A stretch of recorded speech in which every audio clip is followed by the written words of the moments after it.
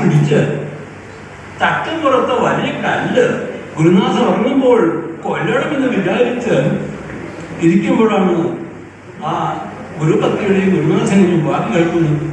എന്തിനാണ് പ്രഭാകരൻ സുഗമ പ്രഭാകരൻ ഇങ്ങനെ ചോദിക്കുന്നത്? അപ്പൊ ഗുരുനാഥൻ പറയണം, അവരുടെ അഹങ്കാരമുണ്ടാവരുത്. ഞാൻ പഠിപ്പിക്കുന്ന ശിഷ്യന്മാരിൽ ഏറ്റവും ഉത്തമോത്തമാണ് പ്രഭാകരൻ. അവന് അഹങ്കാരം ഉണ്ടാക്കരുത്.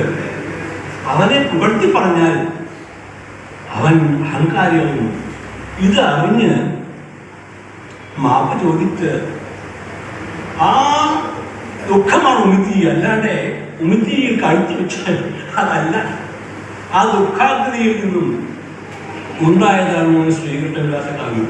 ഇതേ ദുഃഖാഗ്നിയിൽ നിന്നാണ് മാനുഷാദ പ്രതിഷ്ഠാന്തം എന്ന ആദ്യ കാവ്യം ഉണ്ടായത്.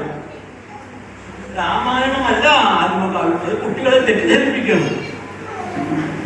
കാവ്യങ്ങളിൽ ഒരു ഭേദം മുക്തകമാണ്, വേറിട്ട് നിൽക്കുന്ന കാവ്യമാണ് മുക്തകം, പരസ്പരം ബന്ധമില്ലാത്തത്. ഭക്തിയുടെ ശതകാല മുക്തകമാണ്, പരസ്പരം ബന്ധമില്ല. അതുപോലെ ആദ്യത്തെ കാവ്യമാണ് മാനിഷാദ പ്രതിഷ്ഠാന്തമകമശ്രാശി സമയത്ത് ഔദ്യമിഥുനാദേകം അവധി കാമോഹിതം. അതിന് 12 വ്യാഖ്യാനങ്ങളുണ്ട്. 8